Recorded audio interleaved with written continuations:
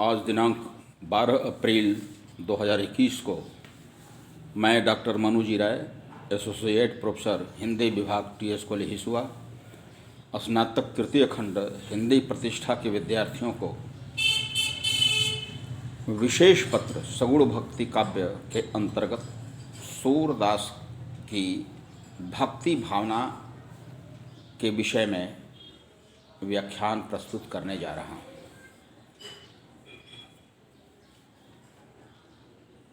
भज धातु से भक्ति शब्द बना है, जिसका अर्थ होता है सेवा करना। मूल रूप से जितने भी भक्त हैं वे भगवान के सेवक ही हैं। इसी कारण पूर्व मध्य काल को भक्ति काल कहा गया है, चाहे वह सगुण भक्ति काव्य हो या निर्गुण भक्ति काव्य हो।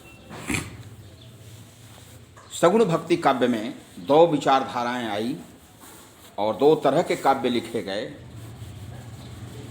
एक कृष्ण भक्ति काव्य, दूसरा राम भक्ति काव्य। कृष्ण भक्ति काव्य में श्रेष्ठ कवि का स्थान सूरदास को दिया जाता है। उसी सूरदास के बारे में मैं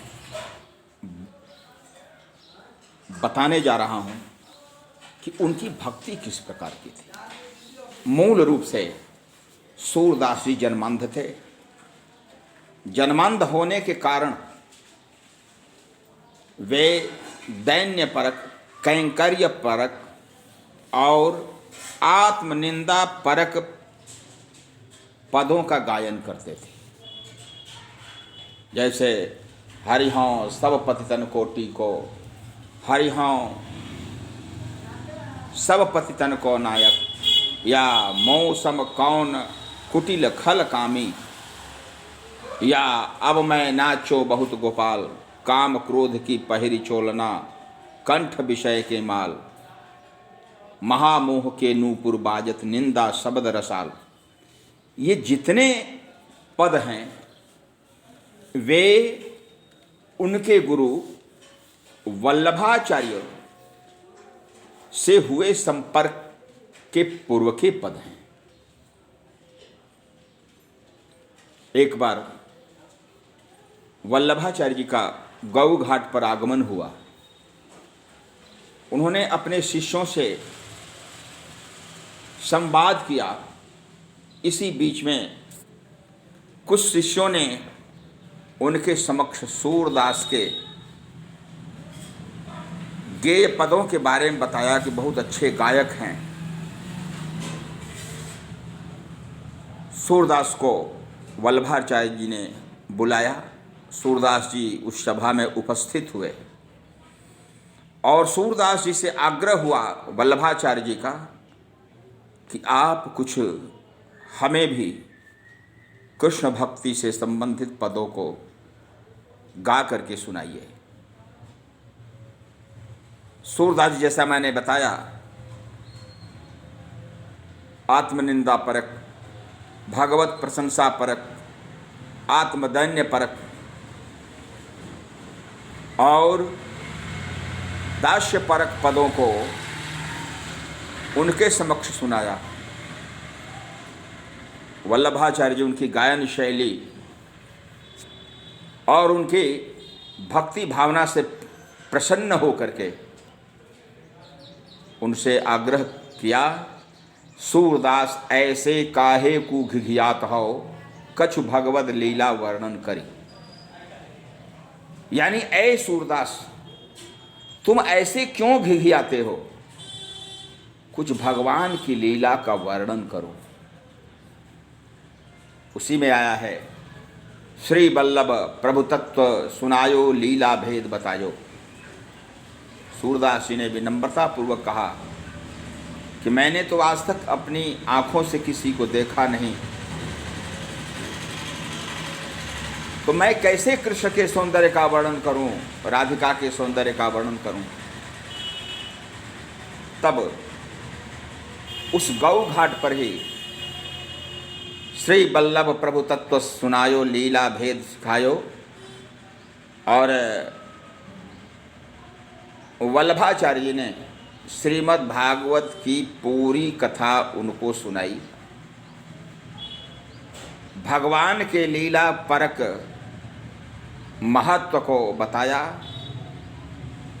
और तब उन्होंने उनसे कहा कि आप लीलाओं का ही वर्णन करें। और उन लीलाओं में दो ही लीला प्रधान थी, एक बाल लीला और एक श्रृंगार लीला। मूल रूप से जो वल्लभाचार्य ने पुष्टि सिद्धांत की स्थापना की, और जिसके अंतर्गत उन्होंने कहा कि पुष्टिम किम तदपोषणम, तदपोषणम किम तदनुग्रह, कृष्णानुग्रह रूपा ही पुष्टि,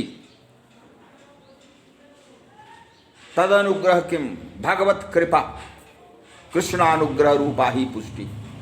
यानी कृष्ण का अनुग्रह ही पुष्टि है। जिस प्रकार से कृष्ण का अनुग्रह प्राप्त हो जाए,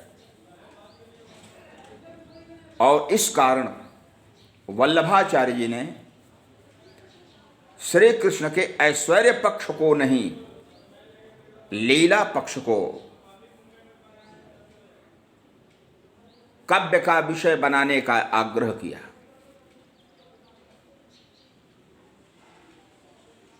और तत्प्रभाव से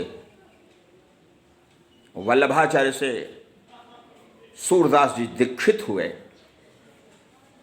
और दीक्षित होने के पश्चात उन्होंने बाल लीला और श्रृंगार लीला का गायन शुरू कर दिया। यदि तथ्यात्मक दृष्टि से देखा जाए तो सूरदास जी कृष्ण के लोकरंजक रूप के गायक थे, लोकरक्षक रूप के नहीं।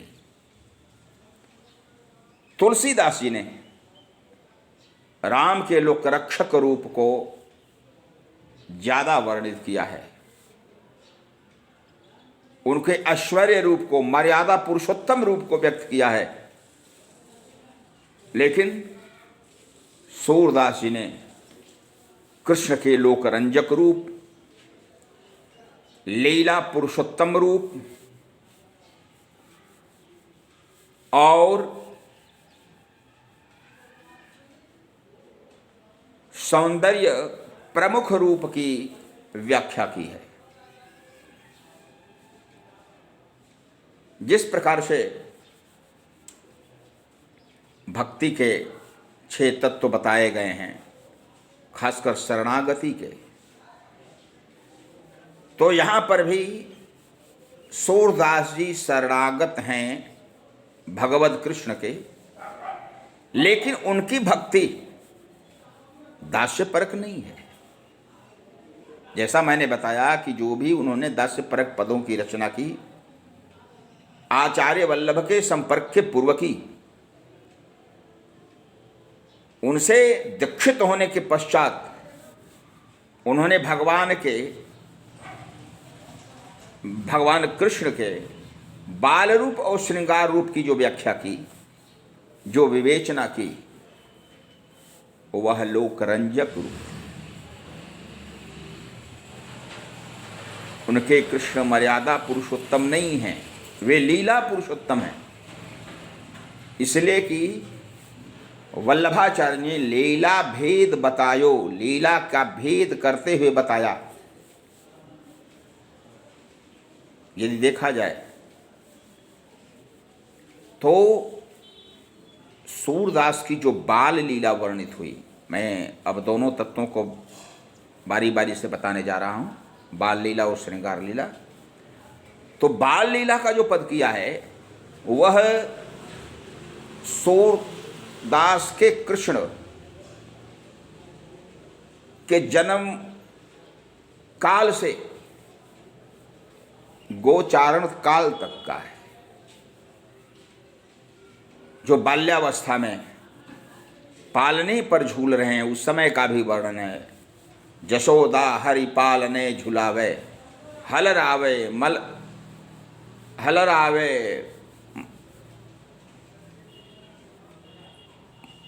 मलराय, कभी कछु गावे, हल रावे दुलराय मल्हावे, जोई सोई कछु गावे,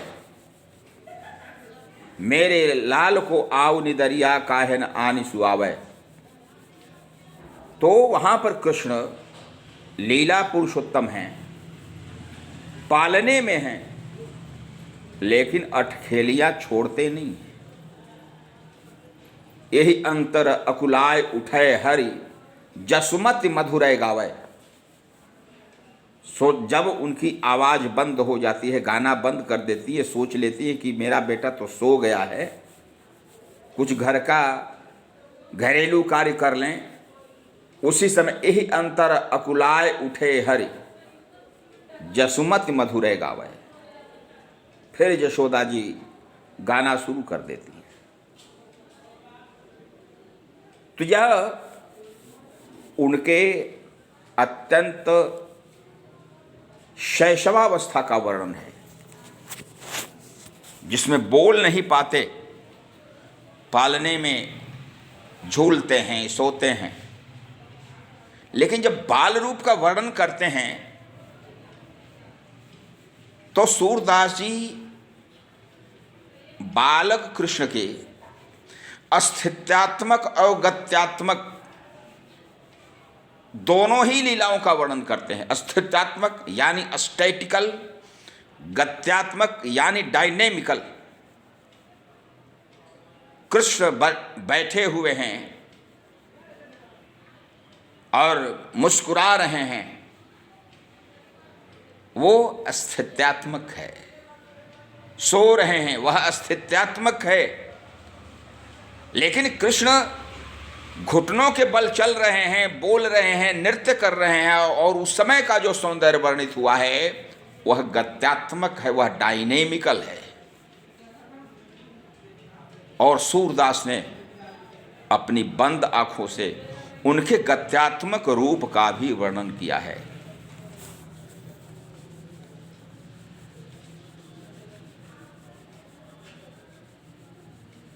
जैसे किलकत कान घुटर वन आवत, किलकारी भरते हुए, खिलखिला करके हंसते हुए कृष्ण घुटनों के बल में आ रहे हैं, बल पर आ रहे हैं, यानी यह गत्यात्मक रूप का वर्णन है।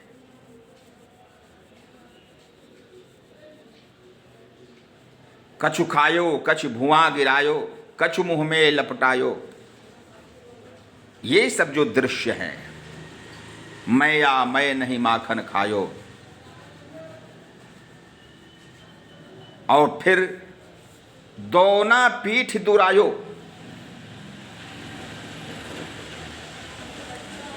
यानी कहने कि मैंने माखन खाया नहीं है। माताजी पूछती हैं कि तुम्हारे मुंह में माखन लगा हुआ है, तो ग्वाल बाल सब बैर परे हो, बस मुख लपटायो। लेकिन जब दोना पीठ दुरायो, जिस दोना में लेकर के माखन खा रहे हैं, उसी दोना को जो पीठ के पीछे छिपा लेते हैं, तो वहां पर वह स्थित्यात्मक नहीं हुआ, वह गत्यात्मक रूप है।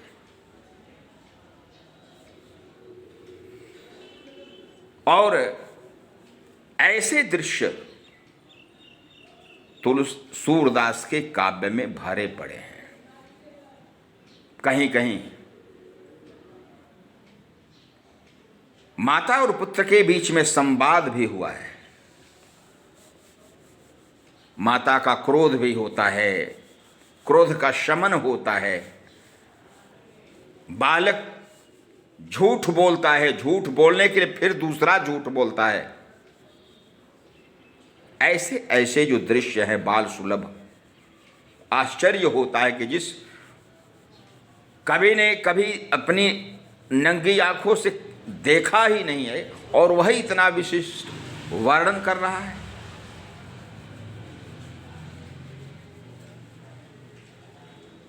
बच्चों में एक विशेषता होती है प्रतिस्पर्धा की,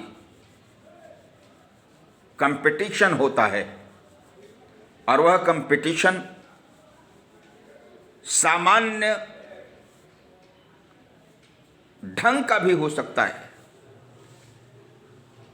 कृष्ण के मन में है कि मेरी चोटी लंबी मोटी और घनी उस प्रकार की नहीं है जैसे बलदाऊ की है। वो बार बार कहते हैं कि माँ मेरी चोटी छोटी है, पतली है, बल भैया के समान घनी नहीं है। तो माता यशोदा को बहाना मिल जाता है, कहते कि बेटा तू कजरी गाय का दूध पियोगे तो तुम्हारी चोटी लंबी मोटी हो जाएगी। माता के वचन का अक्षरशः पालन करते हुए श्री कृष्ण बार बार दूध पी रहे हैं, अपनी चोटी को भी देख रहे हैं। अंत में खींच करके कहते हैं मैया कबई बढ़ेगी चोटी, कितनी बार मोहि दूध पियत है भयो, यह अजहूँ है छोटी। तू जो कहती बल्कि बेनी जो हुई है लांबी मोटी, कितिक बार मोहि दूध पियत भय, यह अजहूँ है छोटी। यानी कितनी बार मैंने दूध पिया है लेकिन आज भी यह छोटी ही है, तू झूठ ही बोलती है।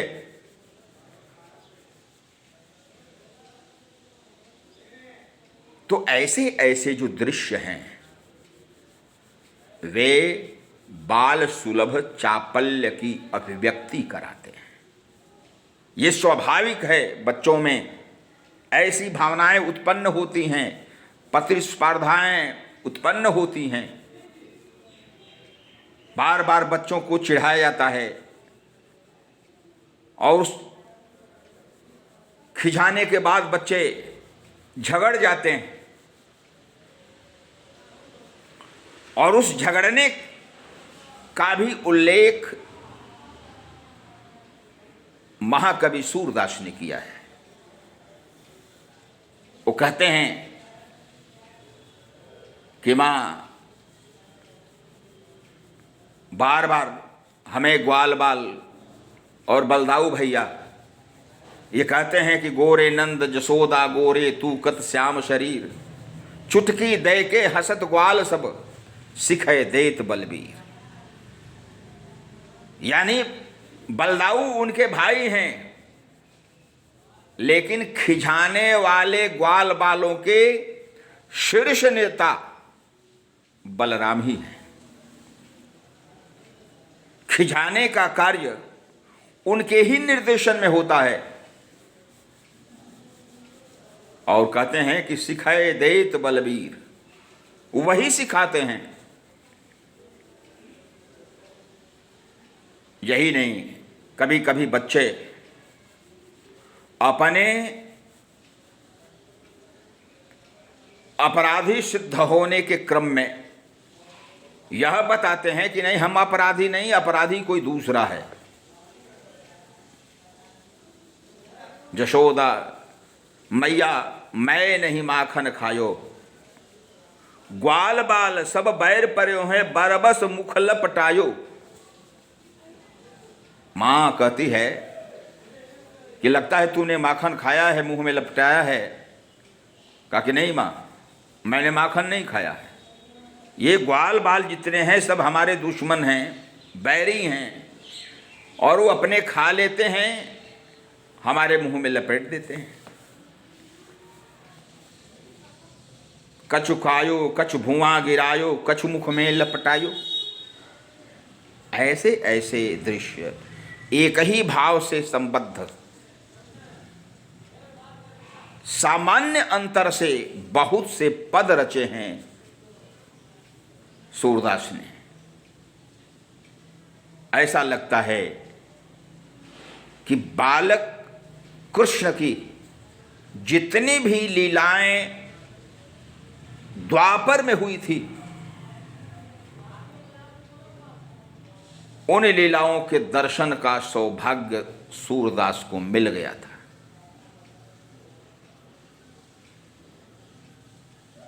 चूंकि कृष्ण और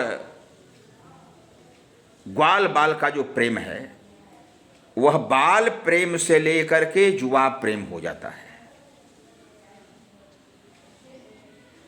जो बच्चे थे वह क्रमशः शैशवावस्था से बाल्यावस्था आते हैं, बाल्यावस्था से युवावस्था में आते हैं।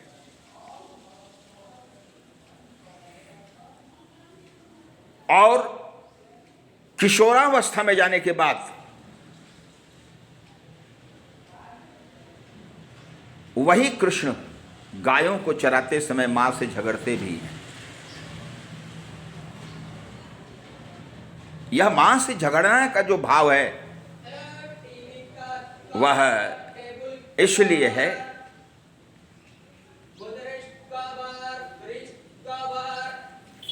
कि मैं अब गायों को चराने के लिए नहीं जाऊंगा।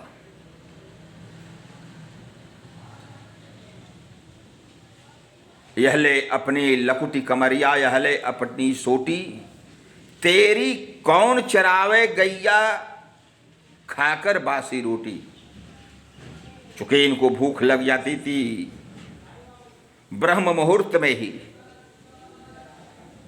और गायों को चराने के लिए जाना होता था, तो मां इन्हें बासी रोटी ही दे देती थी खाने के लिए। बस एक दिन खींच करके बिगड़ गए कि तेरी कौन चरावे गैया खाकर बासी रोटी। कौन दे तुम्हारी गाय को चराएगा बासी रोटी खा करके? तू हमें माखन रोटी नहीं देती है। यदि माखन रोटी दे दे तब हम चराएंगे गाय। यह ले अपनी लकुटी कमरिया, यह ले अपनी सोटी, तेरी कौन चरावे गैया खाकर बासी रोटी। तो ऐसे ऐसे जो दृश्य हैं वे यह सिद्ध करते हैं कि महात्मा सूरदास कृष्ण भक्ति के परम गायक थे। वही कृष्ण की जो बाल भक्ति है वह यशोदा और कृष्ण की जो प्रेम भावना है उसको बलवती करने वाली है। जब कृष्ण मथुरा चले जाते हैं और मथुरा जाने के बाद बहुत दिन बीत जाते हैं, तो माता और पिता अर्थात नंद और यशोदा में जो वार्तालाप होता है वह भाव शबलता का अन्यतम उदाहरण है।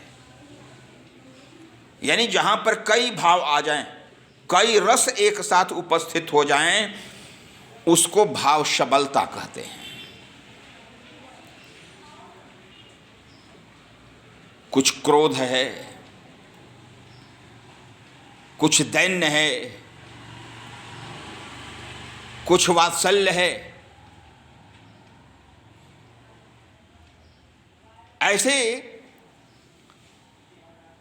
भाव को भाव शबलता कहेंगे। नंद ब्रजली जय ठोंकी बजाए।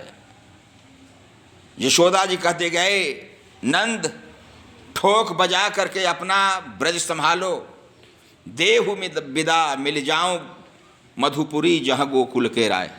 हमको विदा करो, जहां पर गोकुल के राय अर्थात राजा कृष्ण रहते हैं, मैं वहीं पर जा रही हूं, हमें विदा कर दो।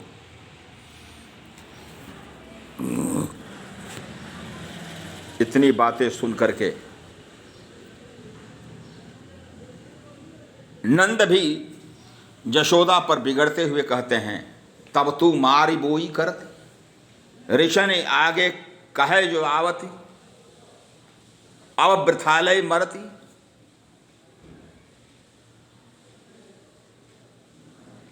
यानी क्रोध पूर्वक जो आज बातें तू कर रही है तो बेकार तू उसके लिए मर रही है। उसको तो तुमने उखल में बांध बांध करके मारा था। अबलय भाणय भरत, ऐसे ऐसे जो भाव हैं यह बताते हैं कि यशोदा और नंद का कृष्ण के प्रति अगाध प्रेम था। जैसा मैंने बताया कि बाल्यावस्था का जो वर्णन हुआ है, वात्सल्य रस का जो वर्णन हुआ है, उस वात्सल्य रस में यह स्वीकार करना चाहिए कि कहीं यशोदा मूल माता बन करके रहती हैं और कहीं वो विमाता भी बन जाती हैं। वो एक पत्र लिखती हैं, बल्कि संदेश भेजवाती हैं देवकी के पास। संदेशो देवकी सो कहियो, हाँ तो धाय तिहारे सुत की, कृपा करत ही रहियो।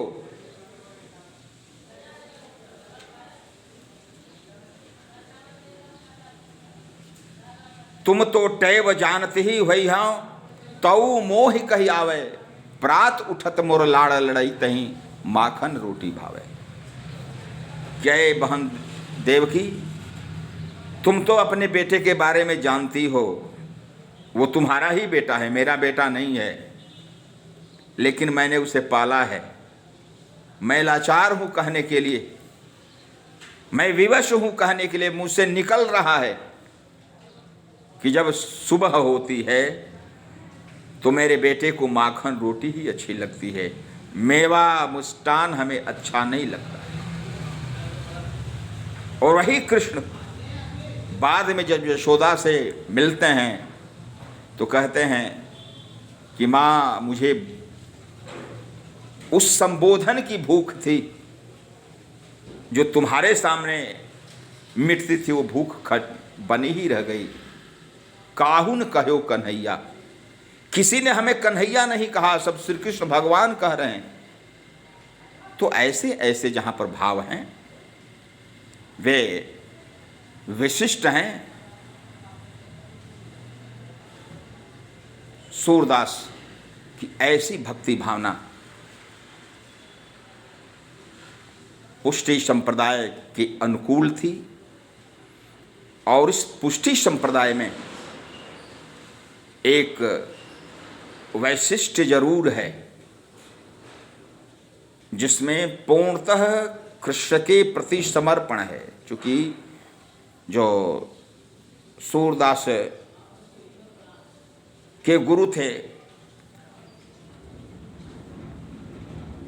वल्लभाचार्य, उनके पुत्र विठलनाथ ने अपने पिता वल्लभाचार्य के 4 शिष्यों और अपने 4 शिष्यों को मिला करके अष्टछाप की स्थापना की। और अष्टछाप के कवियों का मूल काम था गोवर्धन पर्वत पर स्थित श्रीनाथ के मंदिर में गायन करना। और 8 कवि गायक थे, पुजारी थे। उसमें सूरदास भी जन्मांध होकर के भी मूल पुजारी थे, और उस पूजा पद्धति करते हुए ये 8 महाकवि भी हुए, श्री कृष्ण के भक्त भी हुए और श्रीनाथ मंदिर के पुजारी भी हुए। मैं विद्यार्थियों से आग्रह कर रहा हूँ कि इस लॉकडाउन की परिस्थिति में आप मास्क का पालन करें, मास्क जरूर लगाएं, सामाजिक दूरी एक दूसरे से बनाए रखें, अनावश्यक किसी सभा संगोष्ठी में जाने का प्रयास न करें, सैनिटाइजर का प्रयोग करते रहें। अभी लॉकडाउन की परिस्थिति में ऑनलाइन अध्यापन की ही व्यवस्था है, इसे आवश्यक समझें। धन्यवाद।